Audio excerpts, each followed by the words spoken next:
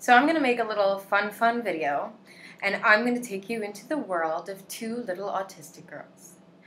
And so what this is that I'm going to talk about a funny little language that my sister and I made up when we were little girls. My sister is also on the autism spectrum. She was diagnosed by the same neuropsych that I was diagnosed by shortly after I was, because I connected her with her. Yeah, basically, we had our own little language, and it was funny because a lot of times people couldn't really understand us because we sort of tried to understand people. It's funny because when I shared this with the neuropsychologist, she found that very amusing and interesting. Basically, she said we were making up words to try and describe feelings and understand people.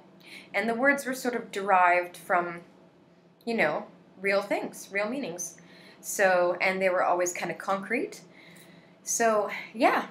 And just for the trolls out there, I have a t-shirt. It says, "Your opinion is irrelevant." Yes, I am protected by the irrelevant elephant as I wear my funny little bow in my hair that looks like the Pebbles girl from Flintstones. And I say that if Mary Poppins can have her own language, then why can't we? So I'm going to go through a few words just to show you what I'm talking about, because it's pretty cute and pretty funny, I think. The first word is, and by the way, I still use these words sometimes. Shh, don't tell anyone. First word is bedraggled. So bedraggled means, you see my funny little stick figure there. Bedraggled means like when you are kind of frumpy, when you haven't showered and you're in your PJs and you don't really feel like going outside or being seen by like other human beings and that kind of thing. You just feel like staying in your house and being bedraggled. I always say that to my friend if she wants to talk on Skype, I'm like, "Oh, but I'm so bedraggled right now," and she just laughs at me because she's also nasty. So yes, bedraggled. And I definitely have my bedraggled moments. That's for sure. The second one is have to. Have to. Do you see the reluctant little girl and the doctor there with his like test scope or whatever? So have to means you have to go to this like doctor exam and you don't want to. You have to go to the dentist and you don't really want to open your mouth and get your tooth drilled and it feels uncomfortable, feels like a violation. It's have to. And I always say that if I have like an appointment, like dentist appointment or doctor appointment, check up, whatever. I don't really like it. I know I have to go, but it's definitely have to. So, have to. The third one is my very favorite. I totally still use this every time that I describe an annoying bureaucrat. And it is muffle shuffle. See that? Muffle shuffle.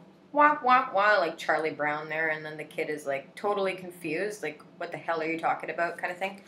So muffle shuffle, muffle, don't understand what the hell they're saying, and shuffle, like the shuffling around of directions, like it doesn't make sense, it's not in order, the person doesn't make sense when they're talking to you kind of thing, it's not clear. So yeah, muffle shuffle. The muffle shuffles are totally bureaucrats, and they're like, "Oh, you need to fill out this form and call this so-and-so," and it's just like, just be clear. So whenever I'm annoyed and I go to like a government office or anything like that, I have to sort of jump through hoops and stuff, I'm like, "Oh, I'm getting so muffle shuffled," or I have to deal with the muffle shuffles.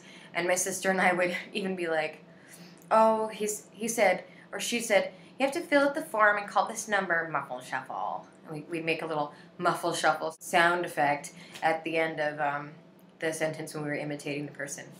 So yes, the annoying muffle shuffles. Very annoying. A funny one. It's when you relax, and it refers to like dim lights, because you know how autistics don't like bright lights, and it's very unnerving for our sensory issues. So when we're relaxed and chilled, watching a favorite movie, chilling out with a favorite blanket, in your room with a nice dim lamp, reading a nice book, it's dim dim. It's dim dim. See the person sitting on their bed with a little kitty cat and a lamp. Yes, very dim dim. My sister and I used to say, I feel so dim right now. I don't want to get up off the couch. It's too like dim. So yeah, dim. The last one is feeling admiring. Feeling admiring. Yes, and then you see that cool camp counselor, group leader person with the t-shirt that says super cool, and the sort of like desperate kid that's like, I want to be just like you.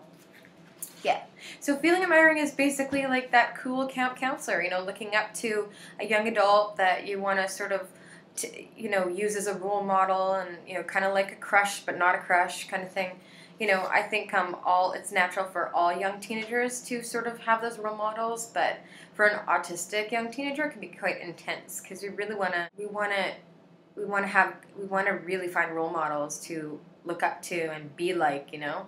So that's when you're feeling admiring for somebody. And I totally had a camp counselor that I thought was like super cool. I wanted to dress exactly like her and everything. It was really funny. So yeah, those are those 5 words.